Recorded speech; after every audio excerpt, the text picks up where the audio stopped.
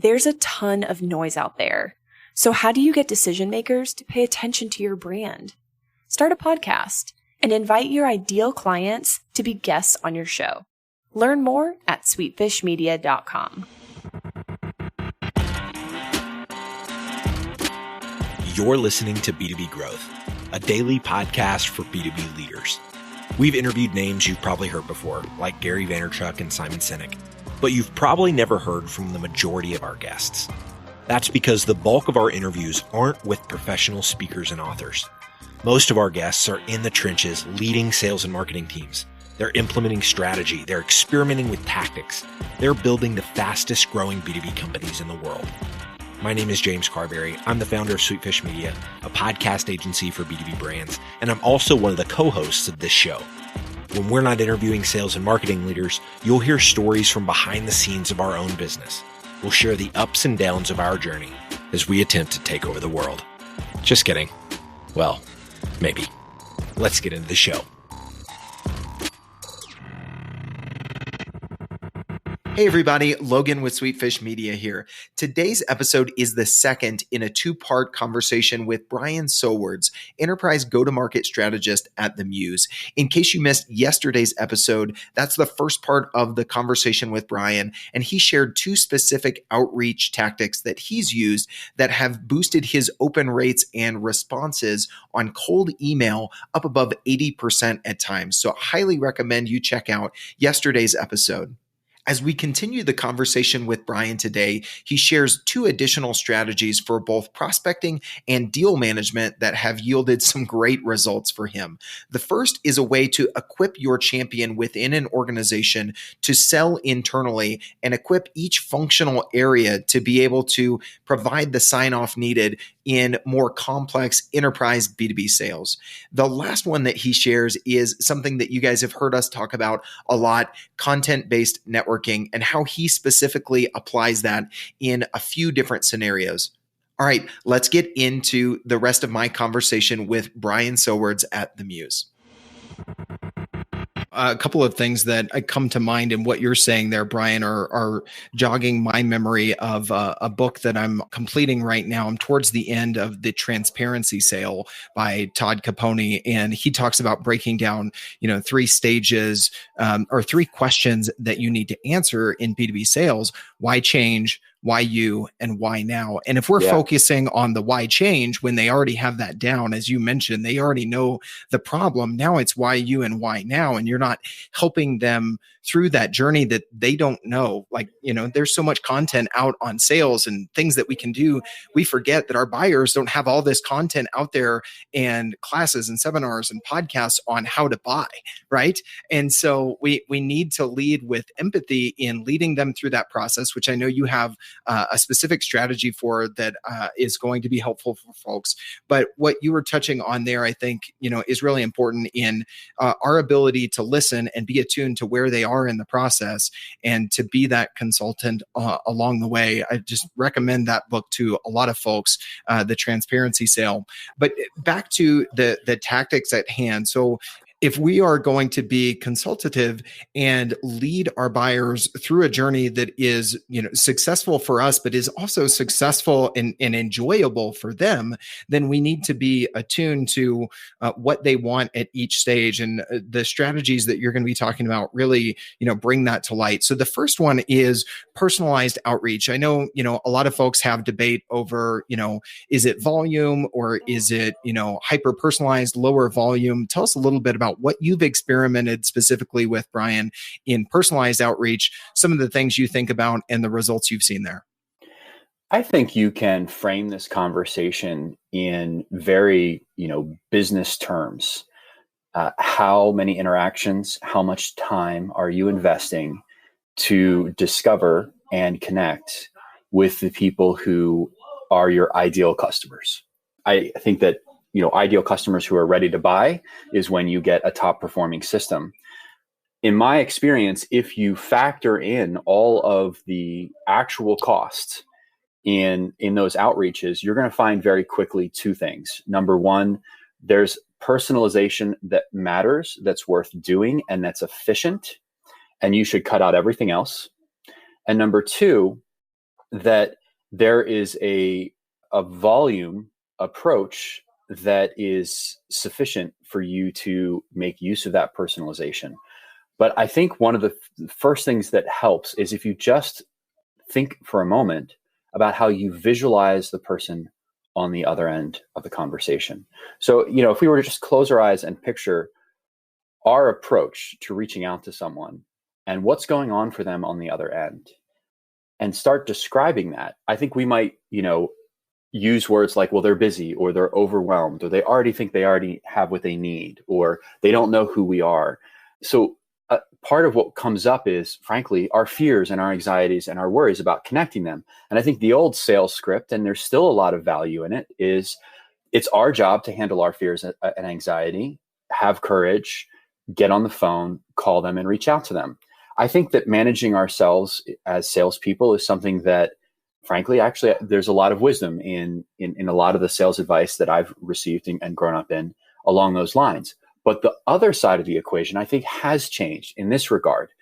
When I talk, especially to decision makers at large companies and early adopters, which are the two categories that I focus on the most, they are quite literally waiting by their email for salespeople to contact them and let them know what's going on in the industry, how they compare to competitors or companies that they should think about comparing themselves to, and what options they might have to drive results that they might not know about. In other words, buyers are relying on salespeople to be advisors. And that was one of the main insights the Challenger Seller highlighted.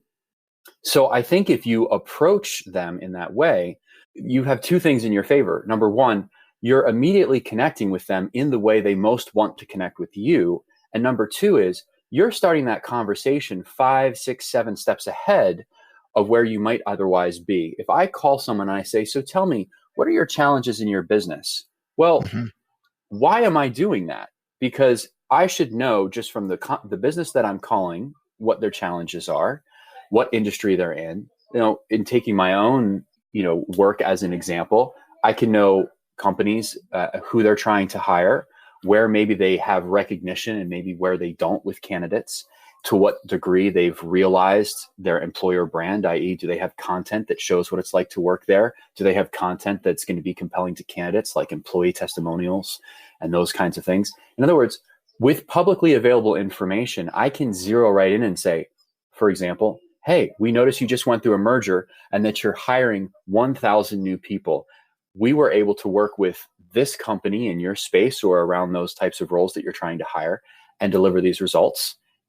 Would love to connect with you about how we might explore doing the same thing for you. The point is that with the incredible tools that are out there for collecting data on companies at scale, LinkedIn and others, you can find, and this is the key to personalization in my experience, you can find the publicly available data that gives an indication as to whether that person is more or less likely to be an ideal customer profile. An ideal customer profile comes down to one thing, and I hand this to Gainsight for delivering it to us all: customer success. How will you help that person succeed? And can you approach them with some thoughts and ideas about why they might be the right person and some uncertainty so that you can explore it together? Yeah, absolutely. I mean, to your point earlier about what we all know about the information that buyers have available to where they don't need salespeople, 80, 90% of the buyer journey being complete by the time they talk to a salesperson. The flip side is we as sellers have so much information available about our buyers, and we should be using that to make ourselves valuable again. And, you make a very good argument that there is still a lot of value for us to deliver as salespeople. It's just not to be order takers and to, compare, this plan versus this plan. And this is what this pricing level gives you, because that should all be readily available. It's insights into what you're able to do for people in their market, their competitors, those sorts of things. So it's not that the information available has made us obsolete as sellers. It's that what we used to be used for lack of a better term, is somewhat obsolete. And now we have a new role to fit. And if you're not fitting into that, then you're not delivering value and you'll be ignored. So personalized outreach in that way capitalizes on the value that we can actually deliver. I love the way that you're phrasing that, Brian. So let's talk about an outreach tactic that you've used with some phenomenal results. And that is a specific way that you do outreach, Brian, to set yourself up to be referred down in an organization. Talk about that a little bit and some of the nuances that you've tinkered with. Sure. So there's a great teacher, Tony Parinello, selling to Vito, V-I-T-O, who pioneered the idea that when you start at the top of the organization and sell down, you get bigger deals, they move faster because ultimately the people at the top of the organization don't have budgets. They decide what the budgets are. They don't have marching orders. They decide what the priorities of the organization are. And in my experience, it more comes down to the fact that they simply have the confidence to think in real time about their business and how what you are providing to them could deliver the maximum amount of value. You know, in some cases, when I'm selling to a company, we might be able to save them a few $1 million by enabling them to recruit more effectively and the right people. That's thinking about us from a cost perspective. But if you look at companies, for example, who Wall Street is betting on their ability to digitize their operations in a certain time window, now we're talking about billions of dollars in shareholder value. I can't talk about billions of dollars in shareholder value to someone who is just narrowly focused on their own work within the organization, typically your director and manager levels. But I can have that conversation with a CHO or someone in the C-suite, or even someone who regularly meets with them, like a VP. So here's what I've learned about this. If we take our personalization concept, right, that the expectation of these decision makers is that you've done your research, and when you reach out to them, you're not their expectation is you're not going to waste your time. You're going to reach out to them because there's a real connection, or you're spamming them. It's kind of one of those two things. So if you take some time to personalize, this is one element that I've added that's not in any system yet, but I've seen in some cases as high as 80% response rates. And that is to go, research the decision maker, who I think the decision maker is, and just find 2 or 3 people that likely report to them or might be relevant to the buying decision, and name those people in their titles in the email. So I might, reach out and say, hi VP, notice these things. Here's something that you might consider as a data point. Would love to connect you with our team of experts, or perhaps loop in and then name person title, because in our experience in working with other accounts, people in those roles are often involved in the discussion. And just by doing that, you see how you sort of grease the tracks for an internal conversation to happen, because actually a pretty frequent challenge for buyers is, who should I bring in on this conversation? Who should be evaluating this first? Who should be figuring it out first? And if you've been selling for a while, you probably already know that most of the time, the first person they think of to refer you into probably isn't the right person. You probably know that there's a role or a decision maker in the group that should be looped in sooner than they might naturally think. So the way that I've been able to do this, for example, in HubSpot, I just create a custom field and I actually drop in the names and titles of the people that I'm going to refer, and then just pull that into a sales template. And, wherever you have sort of a sequence bound, outbound approach where you can create custom fields, I encourage you to do that. It sets you apart. It shows that you did your research. And most importantly, it makes that referral so easy, and in some ways even flattering. You've named a person up front. And here's the one last piece. And this was the part that I wasn't sure of, that, I was kind of risk averse to when I was experimenting with this, is what if you name the wrong person? And here's what I learned. About 20% of the people that I sent this to would write back and go, oh, it's not them, it's this other person. So there I am. I can reach out to that person and go, hey, your VP said that you're the right person to talk to you about this. I'd love to connect with you before I loop back with them on whether or not this might be something useful to you. Today's growth story is all about search engine marketing. The company we're highlighting is SentinelOne. This challenger cybersecurity brand was set out to disrupt the endpoint protection space. Their brand was top-notch, their product was innovative, but they were struggling to gain traction online in an already developed industry. Then they found Directive Consulting, a B2B search marketing agency.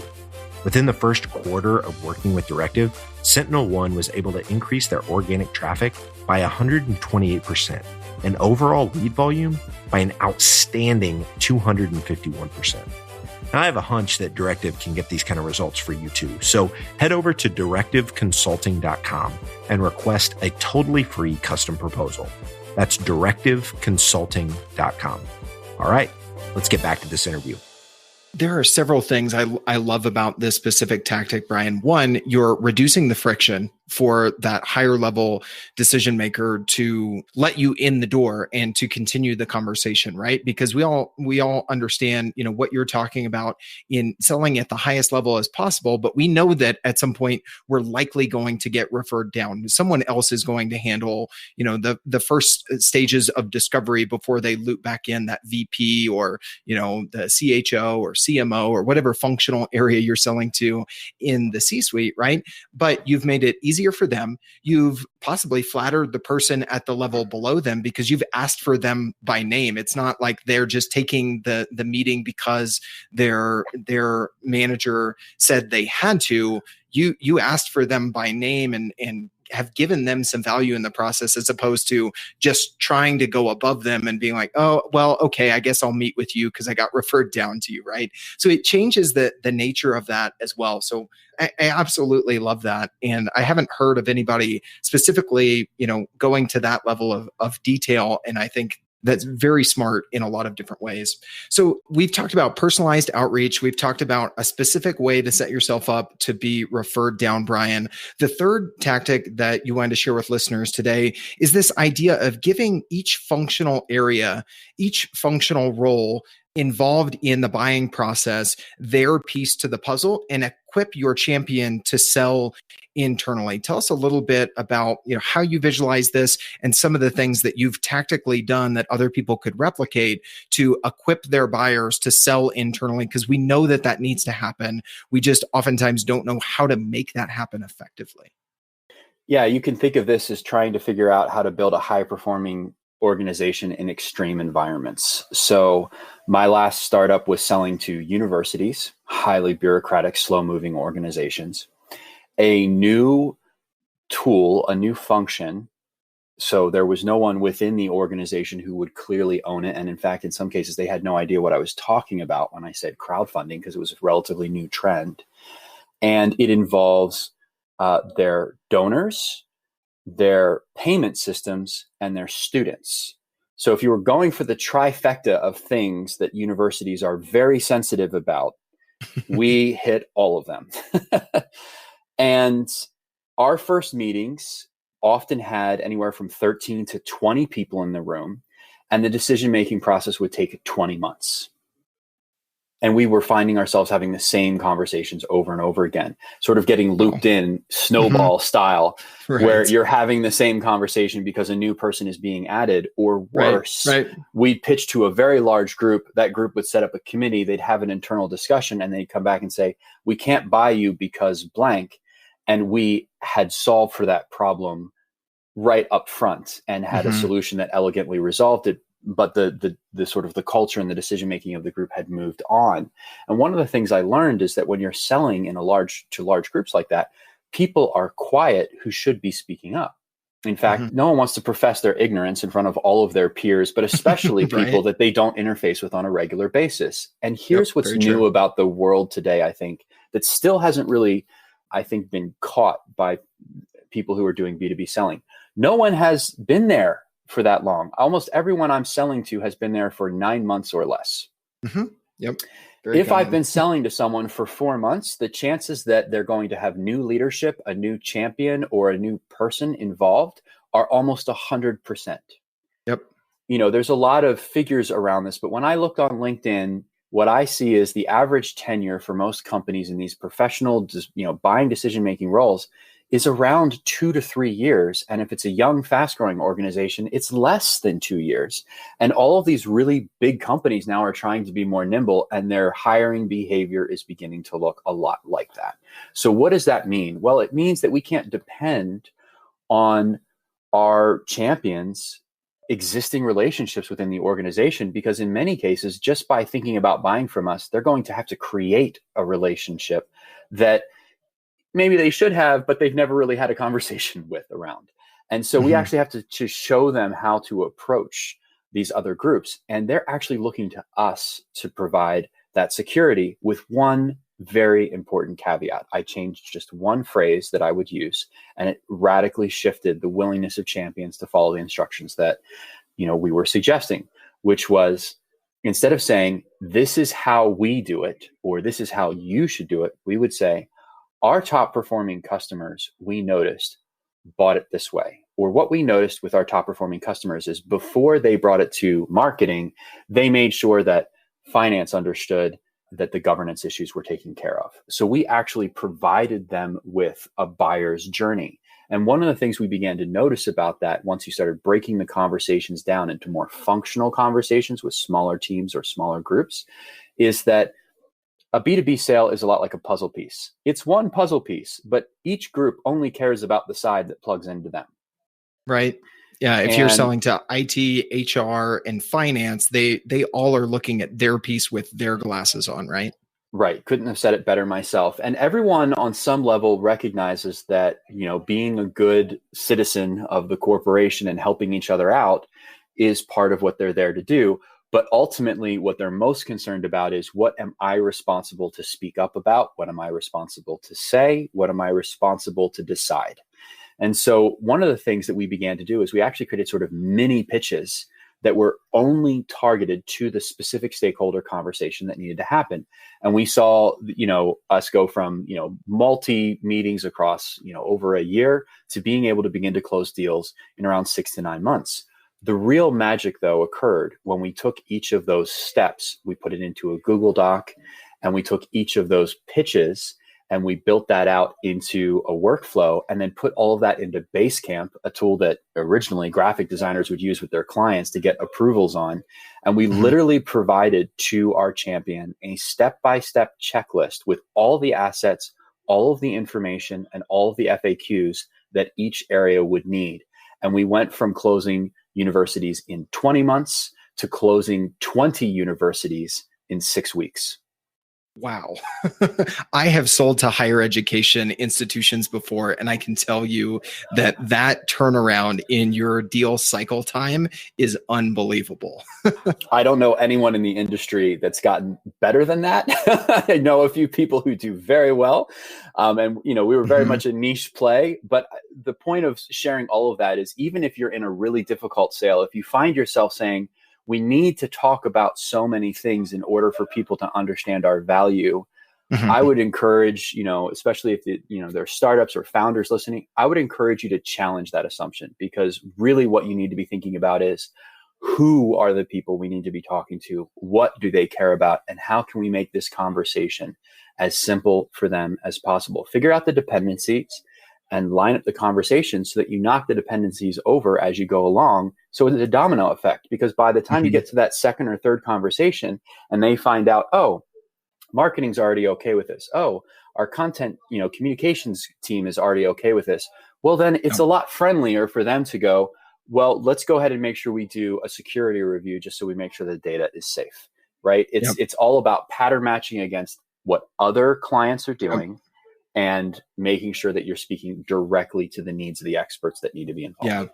Yeah. You're speaking to the social proof of not only your solution, but the social proof of how others have navigated the buying journey, which again, we assume that buyers know what they need to do to buy, when oftentimes we need to educate them. And the more that we can reduce friction in that process and reduce the time that it takes to make those decisions, because as the old saying goes, time kills all deals, right?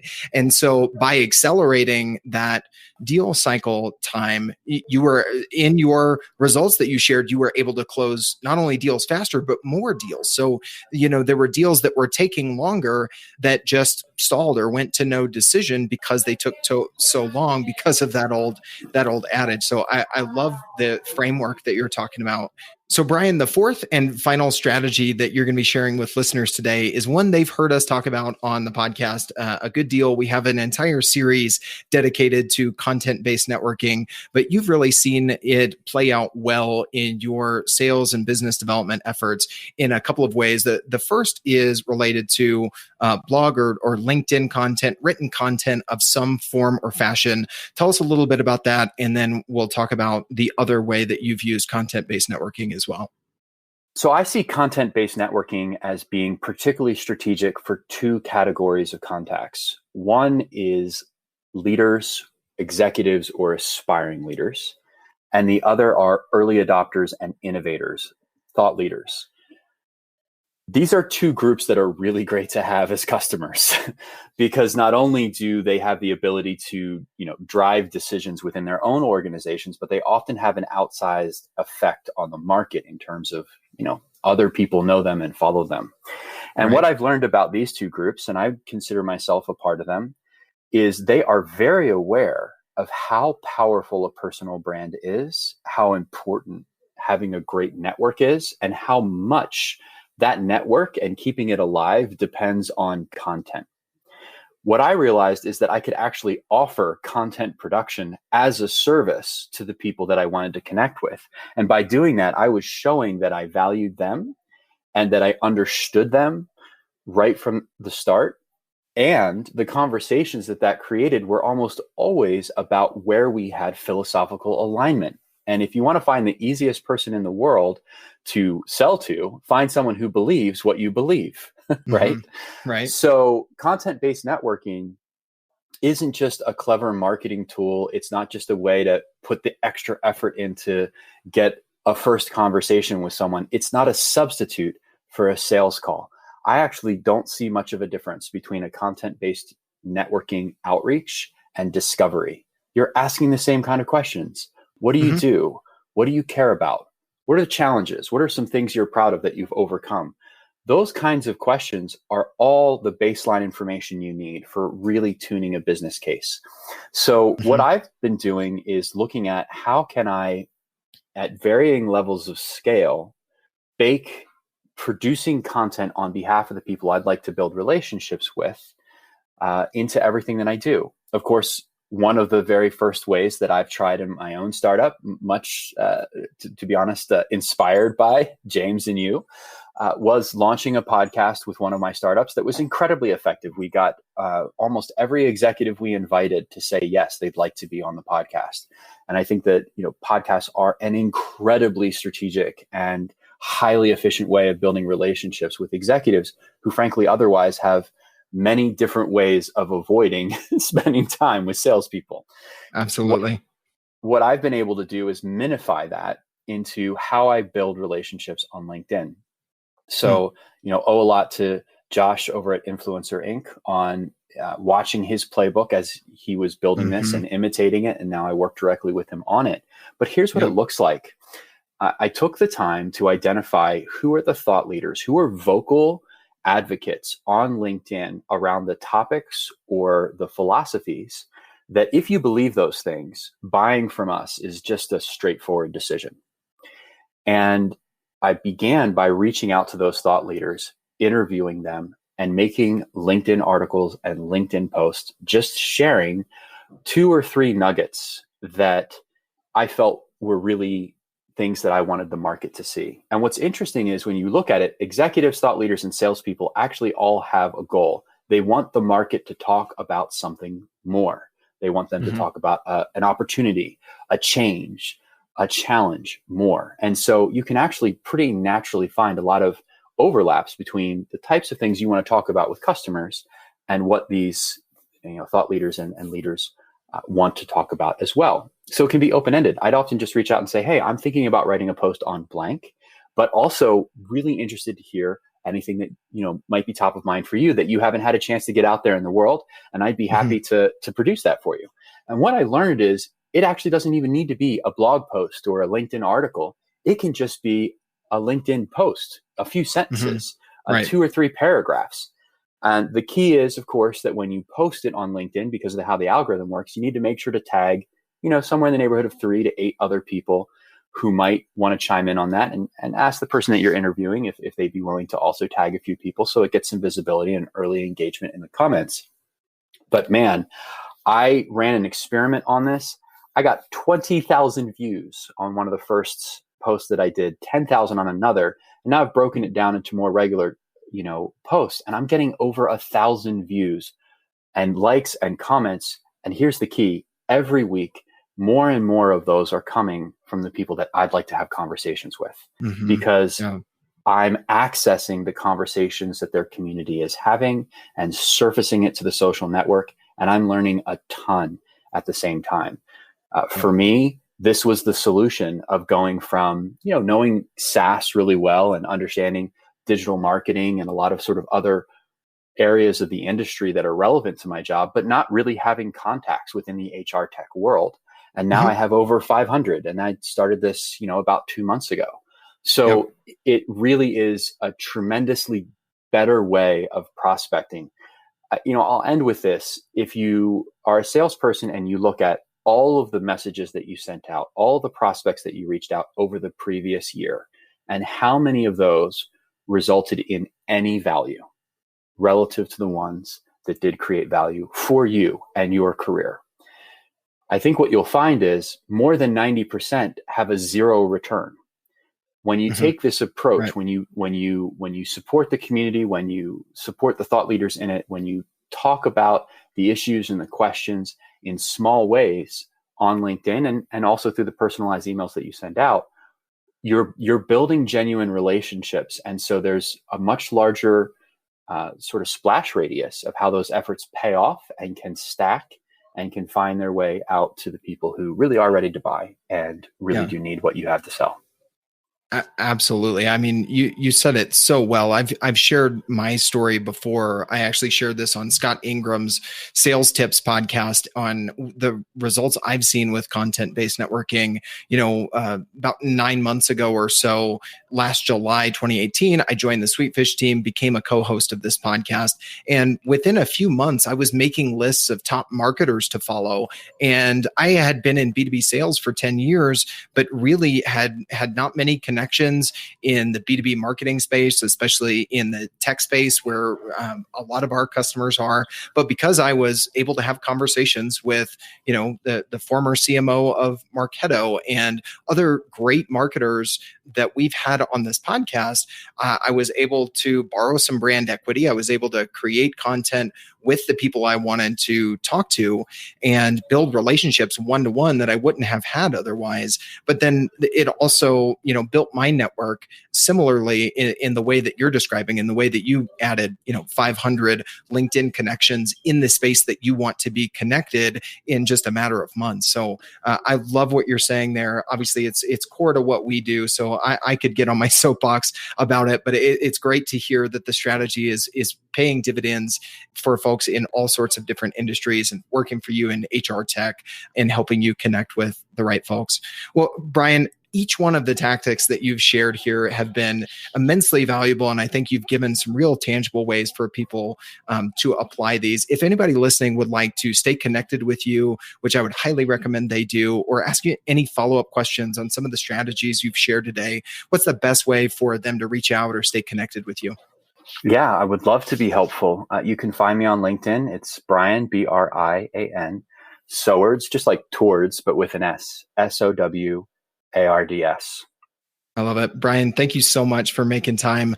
Sorry, it took us a little while to get you on the show, man, but this has been well worth the wait. And I am really excited for people to dive into this episode. So I really appreciate you being on the show today.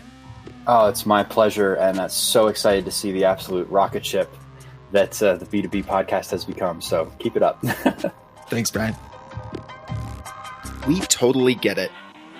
We publish a ton of content on this podcast, and it can be a lot to keep up with. That's why we've started the B2B Growth Big 3, a no-fluff email that boils down our 3 biggest takeaways from an entire week of episodes.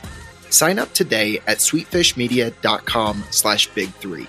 That's sweetfishmedia.com/big3.